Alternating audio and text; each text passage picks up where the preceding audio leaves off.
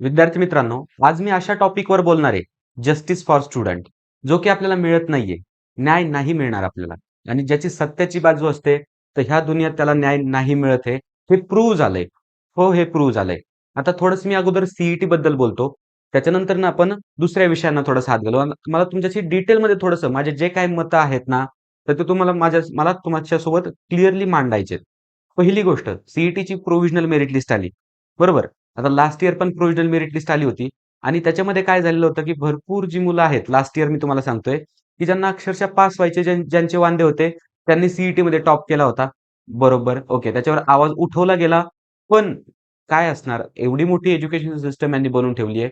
तर त्याच्यापुढे आपल्याला शेवटी किंवा काय जे असेल त्या गोष्टीमुळे आपल्याला थोडंसं माघार त्याच्यामध्ये घ्यावी लागली. आता यावर्षी सेम तोच सिनेरिओ झालेला आहे. आता तुम्हाला सांगतो काही त्याच्यात असे स्टुडंट्स आहेत ना, तर अक्षरशः 10वी असेल, 12वी असेल, ज्यांचे पास व्हायचे वांदे येतात. जो विद्यार्थी पास व्हायला सुद्धा स्ट्रगल करतोय, अगदीच 30, 40, 50 मार्क्स त्यांना आहेत. तर ते मुलं डायरेक्ट महाराष्ट्राच्या लीडर बोर्डवर येतायत. महाराष्ट्राच्या मेरिट लिस्टमध्ये अव्वल स्थान पटकावतायत. मग हे कुठेतरी आपल्या मनाला पटत नाहीये. मग यासाठीच हा सर्व खटाटोप चालू आहे. आपले YouTubeवरील जे काही शिक्षक आहेत ना, दिनेश सर असतील, त्याच्यानंतरनं जर आपण पाहिलं तर दिनेश सर आहेत, त्याच्यानंतर आपले महेश सर आहेत, त्याच्यानंतरनं स्वयं फिजिक्सचे सर आहेत. ह्या सर्वांनी व्हिडिओज वगैरे बनवले. त्याच्यानंतर निशांत पटवर्धन सर आहेत, त्यांनी देखील व्हिडिओ बनवलाय आणि सर्वांचं एकच म्हणणं आहे, की बाबा इथं घोळ झालाय आणि आपल्याला डायरेक्ट कळतंय ना, आपण आता मला सांगा 10वी ची परीक्षा दिली आहे, 12वी ची दिली आहे, त्याच्यानंतर सी दिली आहे. आपल्याला माहिती आहे डिफिकल्टी लेव्हल. आपल्याला सगळ्या गोष्टी माहिती आहेत. जर 10वी एखादा मुलगा पास होऊ शकत नाही, असा कोणता कमबॅक करतोय तो 12वी नाही करू शकत आहे. बरं, ठीक आहे 10वीचं एक वेळेस आपण बाजूला ठेवूया. 12वीला जर एखादा मुलगा पास होऊ शकत नाही बोर्ड्सच्या एक्झामसाठी, तो सी-ई-टीमध्ये कसं काय टॉप करू शकेल? सिलेबस चेंज नाही, सगळ्या गोष्टी सारख्या आहेत. टेक्स्टबुक मधनंच प्रश्न येणार आहे. तर मग कसं हे होऊ शकतंय? तर पैशाच्या जोरावर हे होणं पॉसिबल आहे आणि हे करतायत मुलं. आता जे आहेत ना मेरिट लिस्टमध्ये पहिल्या पेजवर जे बसलेत भाऊ-बहीण वगैरे काय ज्या गोष्टी असतील ना, जुळे भाऊ-बहीण जे बसलेत ना पहिल्या पेजवर जाऊन, तर त्यांना एक विनंती आहे फक्त, की त्यांनी मीडियासमोर येऊन एकदा त्यांचा इंटरव्ह्यू द्यावा. ओके. जे आपले शिक्षक लोक आहेत, त्यांना विनंती की त्यांचा एकदा इंटरव्ह्यू घ्यावा त्यांनी. त्यांना प्रश्न विचारावेत आणि त्यांच्या म्हणजे काय जी आपली स्ट्रॅटेजी वगैरे आहे ना, म्हणजे 12वीत तुम्ही पार फेल होताय. ओके. 10वीत तुम्ही फेल व्हायच्या मार्गावर आहेत आणि तुम्ही सी हे करताय म्हटलं, एवढं मोठं यश मिळवताय म्हटलं, नक्कीच त्यांच्याकडे काही स्ट्रॅटेजी असणार चांगली. मग ती स्ट्रॅटेजी आपल्याला कळू देत. म्हणजे जेणेकरून चांगल्या आपल्या मुलांचा देखील फायदा होईल. बरोबर आहे. असं जर काही ब्रह्मास्त्र वगैरे त्यांच्याकडे असेल, तर ते पण आपल्याला कळलं पाहिजे. मग ह्या सगळ्या गोष्टी आहेत मित्रांनो. आता पहा हे दरवर्षी होतं. याही वर्षी झालंय. बरोबर. काय होणार याचं? आवाज उठवणारे आवाज उठवत राहतील, पण त्यांचा आवाज दाबला जाणारच आहे. याच्यानंतर आता एक 10-15 दिवसानंतरनं सगळेजण हा टॉपिक विसरून जातील. मग झालं. गव्हासंग ते किडे पण रगडून गेले. काही त्याचा अर्थ नाहीये. ते मुलं जाऊन सी-ओ-ई-पीमध्ये बसले. मुलं जाऊन पी-आय-सी-टी टॉप इंजिनिअरिंग कॉलेजमध्ये जाऊन बसले. आणि ठीक आहे पुढं त्यांनी थोडंसं केलं व्यवस्थित तर प्लेसमेंट वगैरे लागली. पण आपला एखादा जो मुलगा आहे, तो रात्रंदिवस अभ्यास करतोय. सी सारखं, पी-आय-सी-टी सारखं टॉप कॉलेज डोळ्यासमोर ठेवून अभ्यास करतोय. का? तो माझ्या घरच्यांची परिस्थिती बदलावी. ओके. त्यांच्या वाट्याला जो संघर्ष आलाय, तो माझ्या वाट्याला येऊ नये किंवा त्यांना म्हातारपणी तरी एक चांगलं जीवन देऊ शकेल. तर या आशेने तो मुलगा अभ्यास करतोय. ओके. अशी खूप मुलं आहेत. आता मी इथं ऑफलाईन सह्याद्री ट्युटोरियल्समध्ये कार्यरत आहे, ऑफलाईन क्लासेसमध्ये. तर आम्ही पाहतो अशी खूप ग्रामीण भागातील मुलं आहेत, पालक आहेत. अक्षरशः तुम्हाला सांगतोय फक्त बौद्धिमत्ताच्या जोरावर म्हणजे तेवढंच एक त्यांच्याकडे भांडवल आहे. पैसा-पाणी काही नाही, काही नाही, काही गोष्टी नाहीत. हे पहा इथं मी एज्युकेशन सिस्टमला नावं ठेवायला आलो नाहीये. एज्युकेशन सिस्टम ही आपली चांगलीच आहे. पण एज्युकेशन सिस्टमची जी अकाउंटेबिलिटी आहे, ओके, तर जे आपण करतोय, जे पाहतोय, तर हे कुठेतरी लांछनास्पद आहे. एज्युकेशन सिस्टमला जर नावं ठेवायची असेल, तर तुम्हाला एक एक्झाम्पल सांगतो. आमच्या पी-आय-सी-टीमध्ये एक मुलगा होता. ओके, अशी भरपूर मुलं होती. अतिशय गरीब कुटुंबातला मुलगा, अतिशय गरीब कुटुंबातला मुलगा. साधे आपले कपडे जरी पाहिले ना, एकदम ग्रामीण भागाच्या विद्यार्थ्यासारखे एकदम एकदम साधा राहायचा, सगळ्या गोष्टी साध्या व्हायच्या. पण त्या मुलाला 4th इयरला जाऊन 7.5 लाखाचं पॅकेज लागलं. ठीक आहे, आता पी टॉप पॅकेज भरपूर आहे, पण त्याला 7.5 लाखाचं पॅकेज लागलं. तर त्याचं पूर्ण राहणीमान सगळ्या गोष्टी त्याच्या चेंज झाल्या आणि 2-4 वर्षात अजून त्याचं भरपूर साऱ्या गोष्टी, त्याच्या फॅमिलीचं बॅकग्राऊंड सगळं चेंज होईल. मग एज्युकेशनला सिस्टमला नावं ठेवत नाही. असा हिरा जर एज्युकेशन सिस्टम पुढे आणत असेल, तर ती सिस्टम चांगलीच आहे. पण त्याच्यामध्ये काही असे करप्ट लोकं बसलेले, त्याच्यामध्ये काही विक्षिप्त लोकं बसलेले आहेत. ओके, तर त्यांच्यामुळे ही सिस्टम बदनाम होते. डॉक्टर बाबासाहेब आंबेडकर सुद्धा या सिस्टममधनं पुढे आलेले आहेत. बरोबर? मग त्या सिस्टमला आपण नावं नाही ठेवू शकत. पण त्याच्यामधले जे करप्ट अधिकारी लोकं असतील किंवा जे हे करतायत, ह्या गोष्टी करतायत, तर ते कुठेतरी चेंज व्हायला पाहिजे. ओके. त्याच्यानंतर आता दुसरीकडे जर आपण पाहिलं ना, समजा जंतर मंतर सध्या तुम्ही सगळ्या त्याच्यात पाहतच असाल.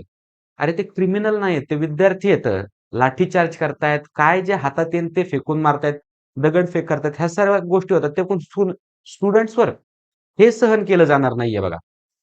अरे मला सांगा, आपल्या याच्यामध्ये आता स्टुडंट्सवर जर तुम्ही लाठीचार्ज करतायत, क्रिमिनलसारखं त्यांना पकडून तुम्ही जेलमध्ये टाकतायत, गाडीत असं दाबून, रेटून भरून नेत नाहीत त्यांना. ते स्टुडंट आहेत. आपल्या देशाचं ते भविष्य आहे. बरोबर आहे. याचा विचार आपल्याला नक्कीच करणं गरजेचं आहे. आणि आहेत ना, गव्हर्नमेंटच्या चुका आहेत, सगळ्यांच्या चुका आहेत. पेपर लीक होतोय म्हणजे काय? साधी गोष्ट नाहीये. मला सांगा नीट सारखी एवढी नॅशनल एक्झाम आहे आणि तिचा पेपर जर लीक होत असेल, तर ही खूप चुकीची गोष्ट आहे किंवा हे व्हायला नाही पाहिजे.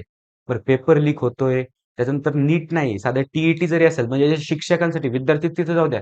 जी शिक्षकांसाठी परीक्षा आहे टी टीचर एंट्रन्स टेस्ट, तर ती सुद्धा लीक होते. दुसऱ्या दिवशी पेपर आहे आदल्या दिवशी शिक्षक लोकांना कळतंय की उद्याचा पेपर कॅन्सल झालाय. मग कुठं नेऊन ठेवली ही सिस्टम?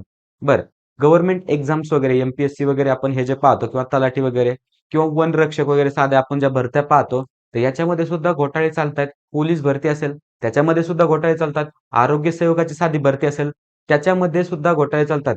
मग मला एक याच्यावरनं डायलॉग आठवतोय राजपाल यादव सरांचा डायलॉग, की "हम कोई मंदिर का घंटा है की कोई भी आकर बजा देता है." म्हणजे जे आता सध्या स्टुडंटची परिस्थिती झाली ना, तर त्यावर हा डायलॉग फिट बसतोय बघा. सगळे जे काय करू पाहतात ते स्टुडंटलाच. ओके. त्यांना क्रिमिनल घोषित केलं जातंय अक्षरशः तिथं.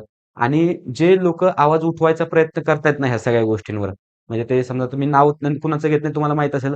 आवाज उठवण्याचा प्रयत्न करतात. सोनम वांगचुक सर असतील, त्याच्यानंतर अभिजितजी दिपके असतील. तर यांना लोकं नावं ठेवतायत, की पब्लिसिटी स्टंट हा करतायत, सगळ्या गोष्टी करतात. मला सांगा आता ते सोनम वांगचुक सर आहेत. त्यांच्यावर जीवनपट म्हणजे त्यांचा चित्रपट बनलाय त्यांच्या नावावर. त्यांना पब्लिसिटीची गरज आहे का? नाहीये गरज. तो अभिजित जो दिपके आहे, ओके. आता मी त्यांना पर्सनली काय मला तेवढ्या गोष्टी माहीत नाहीत. पण तो अमेरिकेतनं तिकडलं शिक्षण घेत असताना इंडियासाठी इकडे आलाय. मग त्याचा तर हा संघर्ष आणि त्याला लोकं म्हणतात, की टाईमपास. जे काय करतायत ते तिथे जाऊन टाईमपास करतायत, मज्जा करतायत आंदोलनामध्ये. नाही, इथून बसून उंटावरनं शेळ्या राखू नका तुम्ही. एकदा जाऊन बघा तिथली परिस्थिती काय आहे आणि काय नाहीये. अक्षरशः जो आपला देशाचं भविष्य आहे, तर त्या भविष्याला असं कुठेतरी क्रिमिनलसारखं ट्रीट केलं जातंय. क्रिमिनलसारखं ट्रीट करायचं. पोलीस तिथंच ॲक्टिव्हेट आहेत काय हो? दुसरीकडे एखाद्या जागेवर चोरी होती, अन्याय होता, तिथं तुम्हाला कोणता पोलीस कधी दिसणार नाही. हां? तिथं कोणता पोलीस दिसणार नाहीत. एवढे समजा गुन्हेगार असतील, एवढे समजा बलात्कारी लोकं असतील, हे मोकाट फिरतायत काही जागेवर. यांच्यावर एवढ्या स्ट्रिक्ट ॲक्शन घेतल्या जात नाहीत. आणि विद्यार्थ्यांनीच काय एवढा मोठा घोटाळा केलाय किंवा विद्यार्थ्यांचंच काय एवढं चुकतंय, यांच्यावर तुम्ही एवढं स्ट्रिक्ट ॲक्शन घेतायत. हं? आंदोलन शांत करण्याचा प्रयत्न करतायत. पण का? ते आंदोलन शांत करण्याचा प्रयत्न करू नका. त्यांच्या मागण्यावर तुम्ही काम करा. आंदोलन ऑटोमॅटिकली शांत होईल. ज्या मागण्या आहेत त्या जर पूर्ण झाल्या, कशाला कोण घरदार सोडून आपलं तिथं जंतर मंतरवर जाऊन बसतंय सांगा बरं? नाही बसणार आहे. मग ह्या गोष्टी कुठेतरी बदलल्या पाहिजेत. आणि आपल्या सी बोलायचं जर झालं ना, तर या गोष्टीवर आपल्याला नक्की आवाज उठवायचा आहे. नक्की उठवायचा आहे. आपण हे म्हणतोय, आवाज उठवतोय पण होतंय कसं? शेवटी पैशा-पाण्यापुढे नाही चालत आहे कुणाचं. अजिबात नाही चालत आहे कुणाचं. मीडिया ते लोकं विकत घेऊन टाकतायत. अधिकारी लोकं विकत घेऊन टाकतायत. एका दिवसात सर्व डाटा चेंज होतोय. ह्या सगळ्या गोष्टी होतायत. ओके, ह्या सगळ्या गोष्टी होतात. शिक्षण हे वाघिणीचं दूध आहे आणि ते पिल्याशिवाय माणूस गुरगुरल्याशिवाय राहत नाही. बरोबर आहे. डॉक्टर बाबासाहेब आंबेडकरांचं वाक्य आहे. पण ही लोकं आपल्याला प्युअर दूध वाटायला येऊच देत नाहीत ना. येऊच देत नाहीत. आपल्याला ह्या सिस्टममध्ये ते भरडून टाकतायत. त्यांना माहिती आहे, जर सगळे विद्यार्थी शिकले, सगळे जर सुशिक्षित झाले, तर मग यांना मतदान कोण करणार आहे? डायरेक्ट यांचं चिन्हाचा लोगो बघून किंवा जाती धर्माच्या नावावर भांडून मतदान कोण करणार हे त्यांना माहिती आहे. त्याच्यामुळे नाही आहेत गोरगरीब सर्वसामान्य लोकांपर्यंत हे नाही पोहोचू देत आहेत. त्याच्यानंतर आणखीन मोठी काय गोष्ट माहिती आहे का? आता एक कॉलेजवाले यांचा पण एक नवीन पॅटर्न आहे. आता एक कॉलेज आहे समथिंग काल आमच्याकडे एक स्टुडंट आला होता. 98 पर्सेंटाइल होते. सी-ई-टीमध्ये 98 पर्सेंटाइल होते. मला सांगा त्या मुलांनी काय करायला पाहिजे? ठीक आहे, ब्रांच त्याला मेकॅनिकल घ्यायची आहे. ओके, तर त्या मुलाला काय करायला पाहिजे त्याने? ऑब्व्हियसली तुमच्या डोळ्यासमोर येणार आहे सी लागेल पण. बरं, त्याच्यानंतरनं सी-ओ-ई-पी नसेल तर ठीक आहे बाबा वालचंद वगैरे हे टॉपची कॉलेज त्याला लागतील. पण एक असं कॉलेज आहे, ते कॉलेज त्याला काय म्हणतंय, एकदम करू पाहतंय. बरोबर. त्यांनी आम्हाला सगळं दाखवलं. WhatsApp मेसेज वगैरे सगळं दाखवलं. आमच्याकडे ॲडमिशन घ्या. त्यांना पर्सनली तिथं बोलवलं, की आम्ही अशा-अशा फॅसिलिटी तुम्हाला देऊ. तुमच्याकडनं फीज वगैरे घेणार नाही. कशासाठी? आणि त्या कॉलेजचा कट ऑफ 18-20 पर्सेंटाइल आहे. मग तुमच्या छोट्याशा फीज वगैरेसाठी त्या पोराचं अख्खं आयुष्य तुम्ही धोक्यात घालताय. हां, त्या पोराचं तुम्ही फ्युचर बरबाद करताय. मग ह्या गोष्टी का करायच्यात? आणि जे कॉलेजचं मॅनेजमेंट आहे, जे अधिकारी लोकं आहेत, जे शिक्षक लोकं आहेत, त्यांना सुद्धा मुलं आहेत ना. त्यांच्या मुलांसाठीच हे चाललंय. मग त्यांनी सुद्धा याच्यात सपोर्ट घेतला पाहिजे, ना की इथं आपल्याला येऊन हे केलं पाहिजे. बरोबर आहे. मग ह्या सगळ्या गोष्टी माझा तरी प्रामाणिक हेतू आहे ह्या सगळ्या गोष्टी थांबल्या पाहिजेत कुठेतरी. जो गरीब घराचा सर्वसामान्य विद्यार्थी आहे, तर तो पुढे याच्यामध्ये आलाच पाहिजे आणि ह्या एज्युकेशन सिस्टममुळे नक्कीच तो येतोय. आज आम्ही तुमच्यापर्यंत बोलतोय, हे म्हणजे तुमच्यापर्यंत पोहोचू शकतोय. ओके किंवा जे हे बोलायचं धाडस करतोय, जे आम्ही डिग्री वगैरे घेतलेली आहे समजा पी-एच-डीमध्ये जाऊन, एज्युकेशन सिस्टममुळेच ना, नाहीतर आम्ही बसलो असतो गावाकडेच शेती करत. बरोबर आहे. ह्या सगळ्या गोष्टी आहेत. मग एज्युकेशन सिस्टमला मी इथं नावं ठेवत नाहीये. पण एज्युकेशन सिस्टममध्ये जे करप्ट अधिकारी लोकं आहेत, जे करप्शन एज्युकेशन सिस्टममध्ये होतंय किंवा ज्या पद्धतीने स्टुडंटला ट्रीट केलं जातंय किंवा ज्या पद्धतीने आवाज उठवणाऱ्या माणसाचा आवाज दाबला जातोय, तर याच्या विरोधात नक्की आपण आहोत. मग याच्यावर आपल्याला नक्की आवाज उठवायचा आहे आणि ते आपण करणार आहेत. काही काळजी करू नका. आपण आपलं चॅनल सर्व तुमच्यासोबत आहेत. All the best.